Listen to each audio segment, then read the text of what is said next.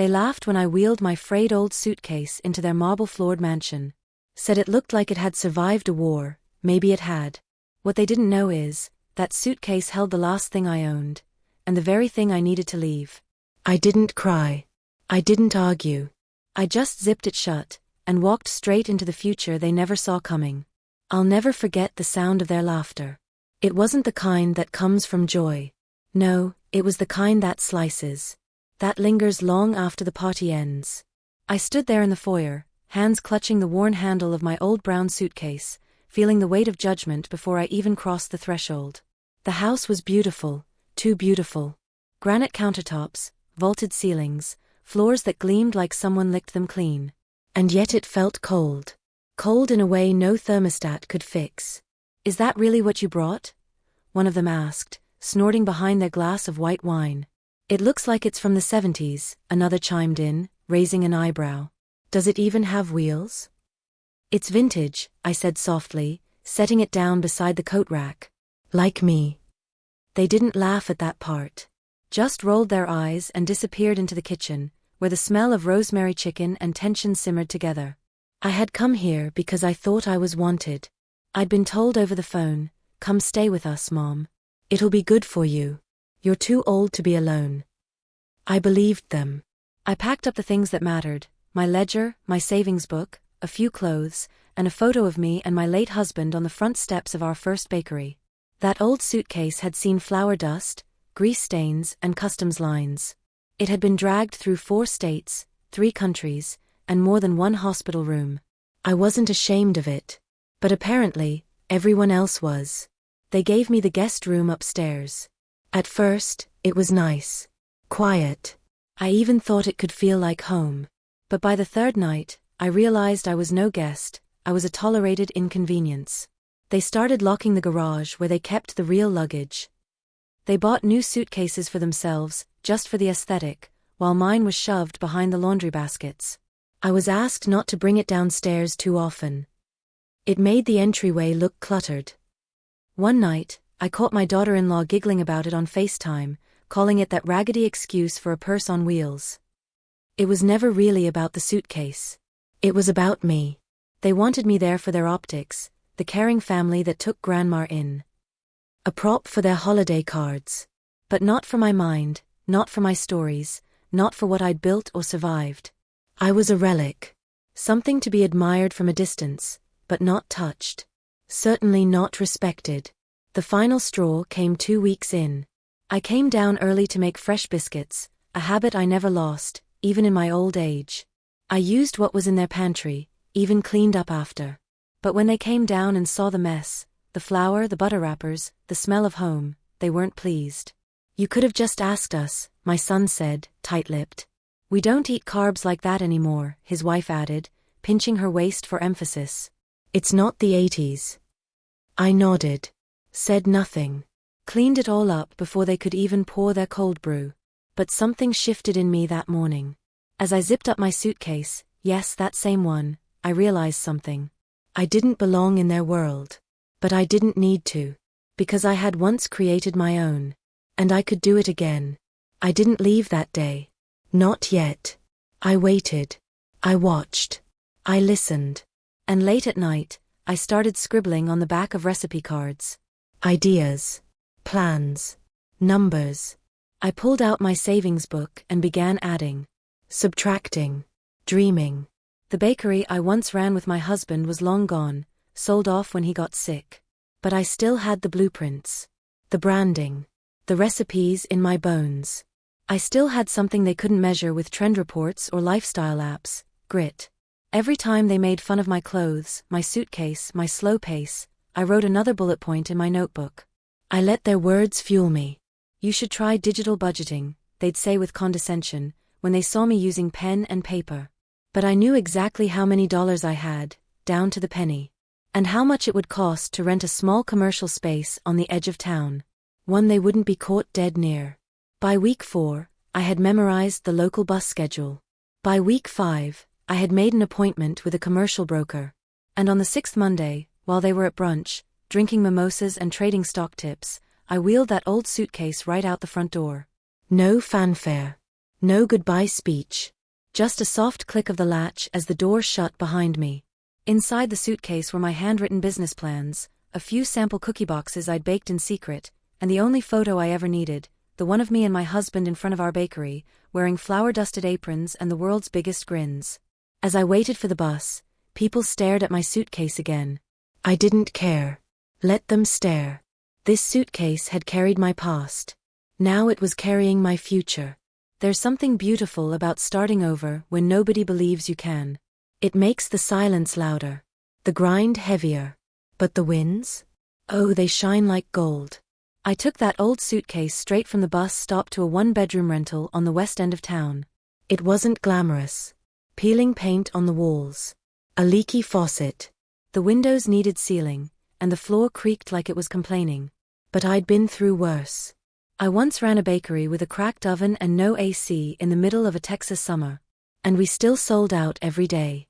This place? This place had potential.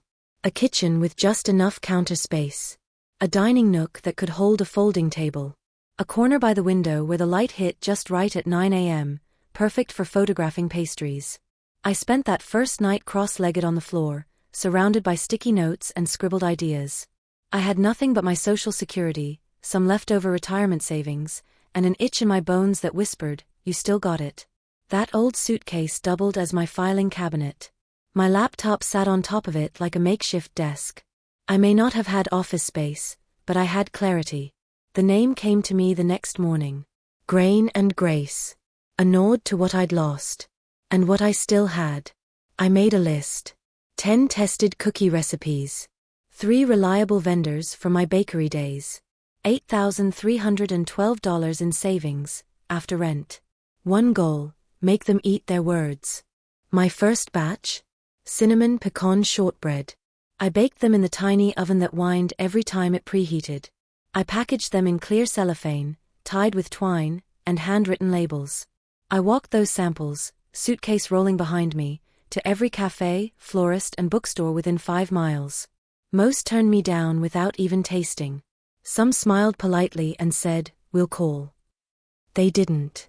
But one woman, a florist with a shop that smelled like eucalyptus and hope, tried a cookie, then closed her eyes like she'd seen heaven. "You made these?" she asked. I nodded. "I want 2 dozen by Saturday. Wrapped the same way. For a bridal shower." That was all I needed. One crack in the wall. The next week, I delivered the cookies. In the same pink cardigan, same suitcase, same slow but steady steps. Word spread fast. Brides. Baby showers. Corporate gifts. Teachers. Everyone wanted the Grace cookies. They didn't know I made them with butter, prayer, and hands that had buried a husband and survived 3 strokes. They just knew they were good.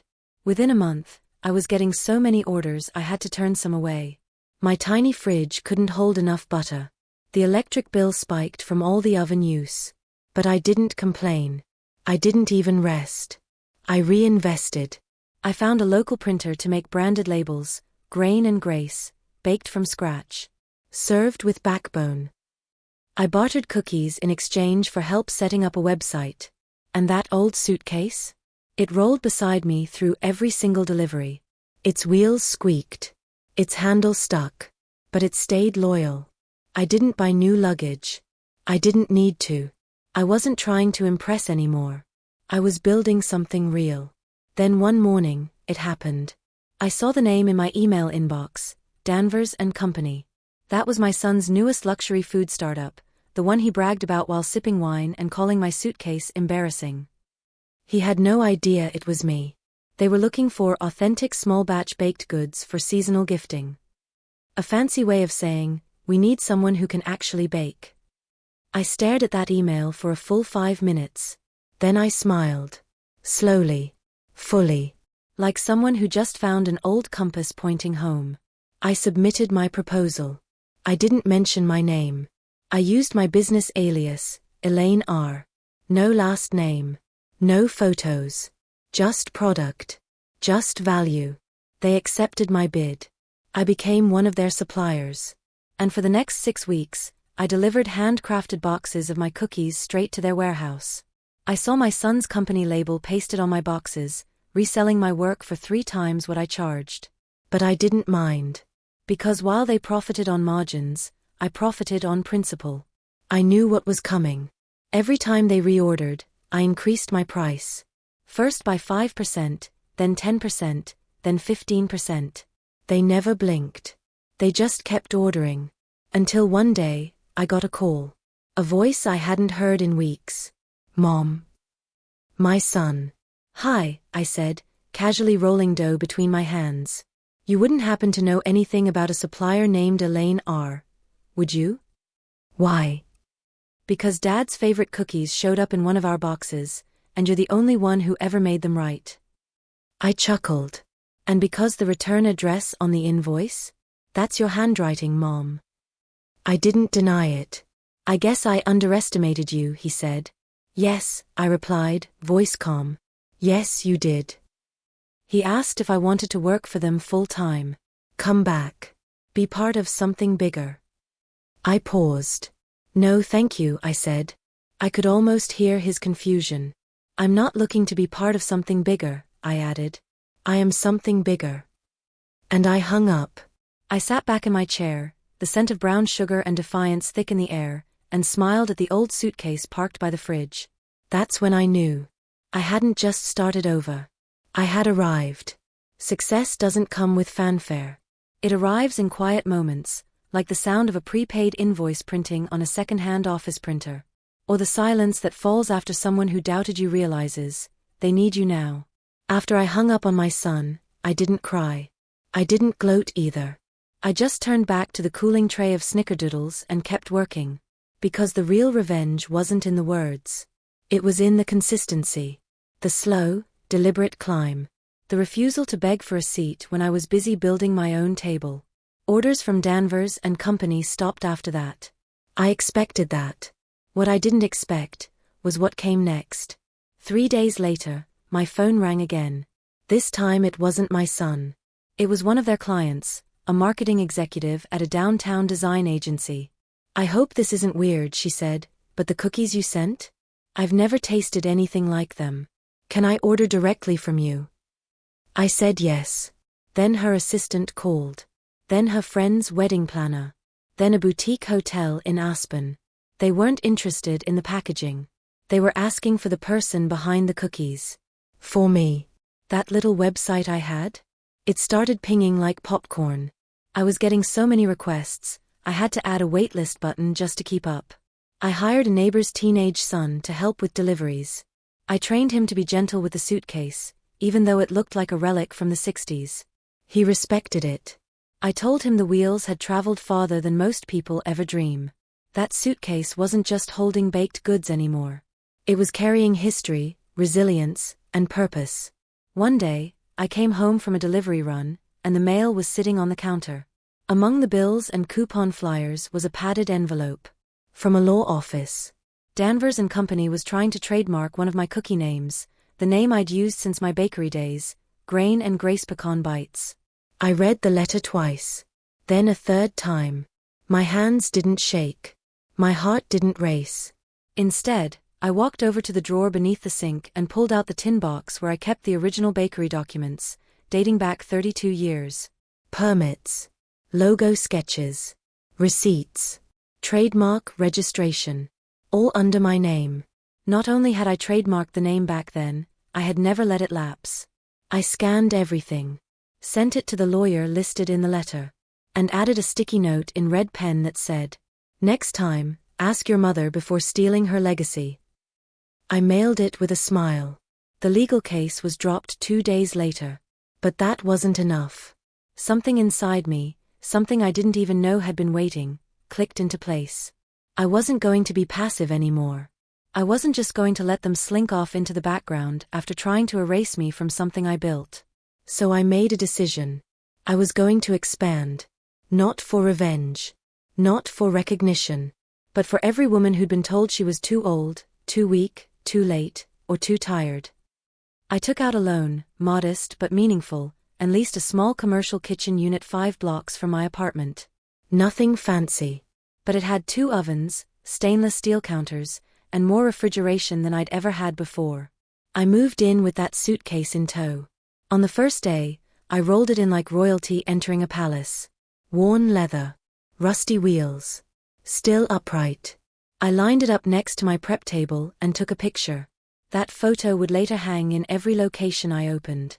The first month in the kitchen was hard.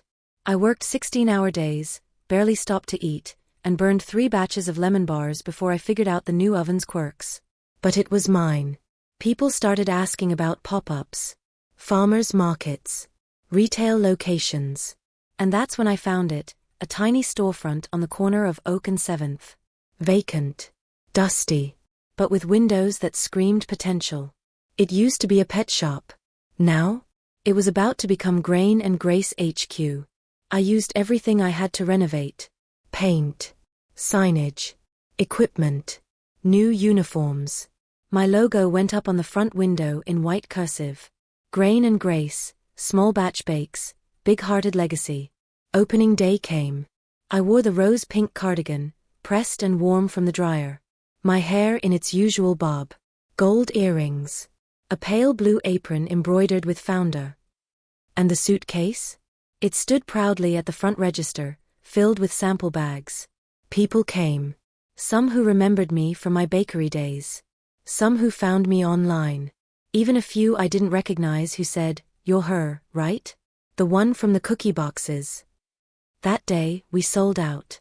Every last cookie. The following week, I got a message. A voicemail, shaky and short. "Mom, I saw the shop. I didn't realize. I didn't know it was you behind all of it. I'm proud of you. I really am." I deleted the message. Not because I wasn't moved. But because I didn't need it anymore. Applause was never the point. Proof was. That night, I stood alone in the shop, sweeping crumbs into a dustpan. The closed sign hung in the window, and the last bit of sunlight hit the counter just right. And for the first time in decades, I didn't feel like I was starting over. I felt like I'd finally come home. People talk a lot about overnight success. But what they don't tell you is that overnight usually takes about 50 years. My bakery-turned-brand, Grain and Grace, had become something far bigger than cookies. It was a statement. A flag in the ground that said, "This isn't over for me, it's just beginning." Word spread. Some of it through whispers in cafe lines. Some of it through the neat white lettering on our cookie boxes. Some of it, believe it or not, through TikTok. My delivery assistant had filmed a time-lapse of me rolling in the suitcase and setting up a pop-up stall. It went viral. 1 million views in 3 days.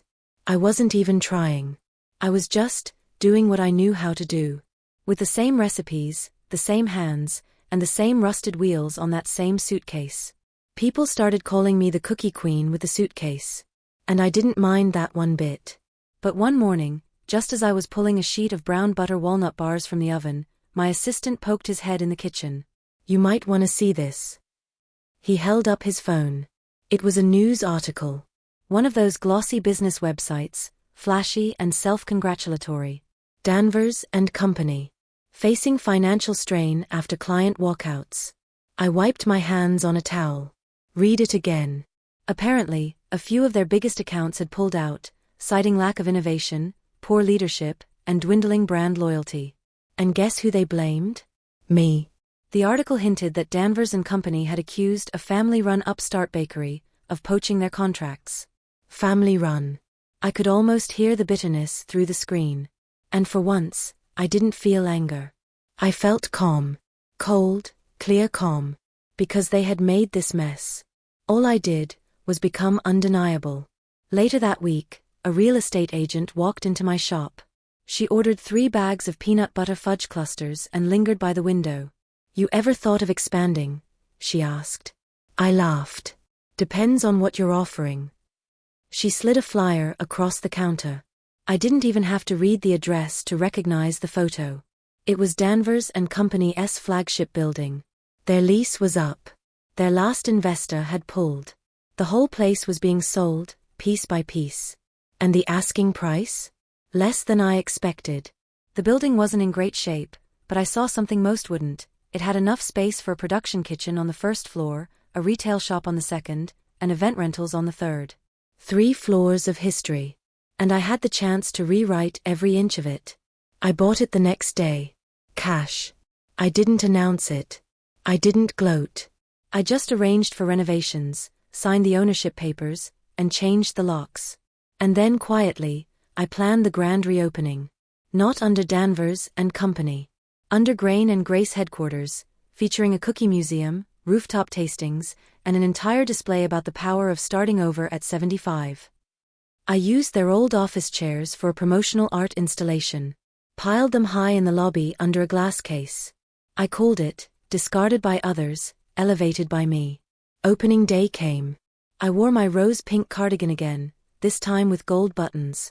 My hair freshly curled, my lipstick a soft cranberry. The suitcase stood beside me like a throne. Lines wrapped around the block. People took photos in front of the building.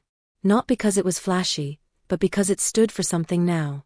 Not just cookies, but resilience. That afternoon, my phone rang.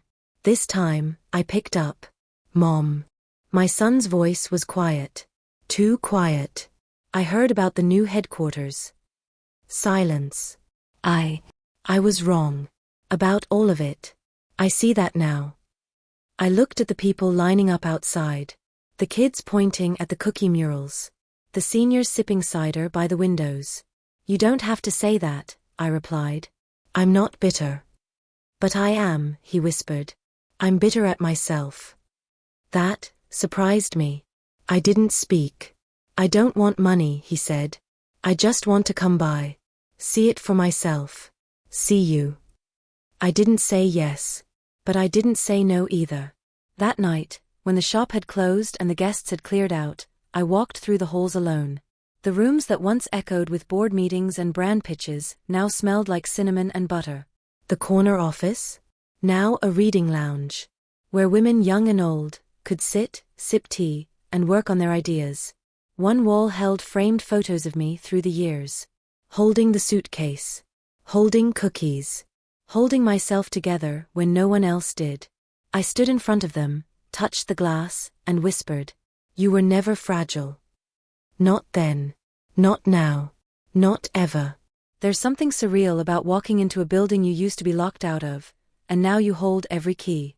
The headquarters of Grain and Grace, the very space where I'd once been called unfit to lead, where I was laughed at for my vintage methods, where my suitcase was mocked, now had a hand-painted sign above the door. Every empire has a starting point. And mine started with that old suitcase. The one they joked about. The one I rolled through train stations and sidewalks, filled with cookies and the last pieces of my dignity. That suitcase now sat in a glass case near the entrance, with a brass plate that read. They called it pathetic. It became iconic. By the time the third week of opening rolled around, business was booming. Our online orders were double what we'd forecasted. The tasting room had a month-long wait list. And I was invited to speak at 2 women's entrepreneur events, back-to-back. But there was one face I hadn't seen yet. And one I wasn't sure I was ready for. It was early on a Wednesday when it happened. The morning rush had slowed, and the light was pouring into the atrium, catching the gold in the cookie bar signage. That's when the door creaked open, and my son walked in. He looked older than I remembered. Not just in years, but in weight. The kind people carry in their eyes when they've made mistakes that echo. He stood awkwardly by the cookie display, not sure if he should order or ask for me directly. I stepped out from behind the counter, smoothing down the sleeves of my rose-pink cardigan, and walked toward him. He turned, startled. Then lowered his head slightly, almost like a child about to be scolded. "I didn't know if you'd want to see me," he said quietly. "I didn't know if you'd come," I replied. He looked around. "It's beautiful. Bigger than I imagined. And warmer." I nodded. I wanted people to feel what I didn't, back then. There was a long silence. Not uncomfortable. Just full. "I was wrong," he finally said, looking down at his hands. "About everything." I stayed quiet. Not to punish. But because I'd learned the value of silence, how sometimes it lets others really hear themselves. "I thought your suitcase was a burden," he said. "But it was the only thing that carried you forward when we all held you back." He paused. "I made fun of you. I let them do it too. I saw you as a symbol of failure, when you were building something stronger than any of us could. His voice cracked, just slightly. I'm sorry, Mom. That did it. I took a deep breath and nodded once. I'm not angry, I told him gently. I was. For a long time. But not now. I had to leave to find out who I was, not just to prove something to you, but to remember something in me. He blinked back emotion. I just wanted to see it all. And tell you. I'm proud of you. I offered a small smile. Well, I said, then let me give you the tour. We walked the halls together, the old conference rooms now transformed into recipe labs. The lounge space with printed notes from women who had written letters thanking me for inspiring them to start again. He paused at the glass case near the front. His eyes rested on the suitcase. That's the same one? The very one. He leaned down and read the plaque. He didn't speak. Didn't need to. That evening, I sat in my office, the smallest one in the building by choice. Just a desk, a window, and an old photograph of me rolling the suitcase down the train station steps. I stared out at the city lights and thought about all the miles I'd walked with that thing rattling behind me. All the nights I cried in silence, afraid I'd made a fool of myself. All the days I stood outside events, handing out samples with trembling hands. They didn't see those parts. They only saw the finish line. But I lived every painful step between here and there. I poured myself a small cup of coffee, bit into one of my own chocolate espresso crisps, and felt the peace that only comes after the storm has passed. The kind you don't scream about. The kind that fills your bones, quiet and whole. That night, I wrote a short note. One I planned to have printed on every new box of cookies going forward. It read, if they mock your beginning, let them. One day, they'll recognize it was the start of something unstoppable. Somewhere between success and silence, there's something called closure. It doesn't come when they apologize. It doesn't come when they regret it. It comes when you no longer need them to. It had been 6 months since I cut the ribbon on Grain and Grace headquarters. The old Danvers building had become a landmark, not for its architecture, but for its transformation. For what it stood for. People stopped outside just to take pictures with the plaque. The suitcase lady had become something of a local legend. And every week I received handwritten letters, from grandmothers, single moms, college dropouts, widows, even young girls, saying things like, your story made me pick up my sewing machine again. You reminded me that I'm not too late. Thank you for proving them wrong. It wasn't just a bakery anymore. It was a movement. But the biggest moment didn't happen in the building. It happened on a stage. I had been invited to speak at a National Women's Entrepreneurship Conference in Chicago. Me, a 75-year-old retired grandmother with arthritis, a patched suitcase, and a flower-stained cardigan. They gave me 15 minutes. I used every second. I stood there in front of 1,000 people, spotlight warm on my face, and told them everything. How I was laughed at for carrying a suitcase. How my own family told me to stay out of the way. How I was told I was fragile, outdated, too old to matter. And then I held up the actual suitcase. Not a replica. The one. The one I dragged across sidewalks, hotel lobbies, gravel paths, and up 3 flights of stairs when elevators didn't work. The audience went silent. I told them. They mocked it. But it carried more than cookies. It carried me. And now, it carries a legacy. When I walked off that stage, people were in tears. Reporters rushed up to me. Investors offered to fund expansions. But none of that moved me the way a young woman in the front row did, maybe 22, in a faded hoodie and chipped nail polish. She whispered, "You just saved my life." That's when I knew. I hadn't just built a business. I had rebuilt belief. Weeks later, I stood outside my old house, the one I left when I was told I was taking up space. It was now on the market. For rent. And I had a decision to make. I didn't want it back. Not out of pride, but peace. Because the truth is, when you've built something real from the ground up, you don't need to return to where you were discarded. You've outgrown it. I let someone else move in. A young mother and her daughter. I waived their deposit and stocked the kitchen with baked goods. I left a note on the fridge.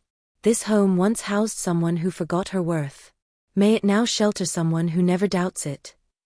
Then I rolled my suitcase, empty now, down the same walkway I once cried on. Only this time, I wasn't broken. I was free. That same night, my son called again. He had started working part-time at a non-profit helping senior citizens start small businesses. He asked if I'd speak at a workshop. I agreed. But on one condition. No mention of failure, I said. Only beginnings. He laughed. You've always had a way with words. Words don't matter if the actions don't follow, I told him. Remember that. The next day, I walked into the cookie bar to see a long line, even longer than usual. I stepped behind the counter, tied on my apron, and picked up the scoop. A teenager with green hair and shy eyes looked up at me. Is it really you? She whispered. I nodded. It's really me. She looked down at her tote bag. It had a sticker. Start with what they laughed at. I smiled. That night, I placed the suitcase back in the case. I dusted the glass, adjusted the spotlight, and stood there for a long moment. My reflection looked back at me, gray hair, soft wrinkles, rose-pink cardigan, and all. And I said softly, they mocked my suitcase. But I packed it with power. And I carried myself all the way home.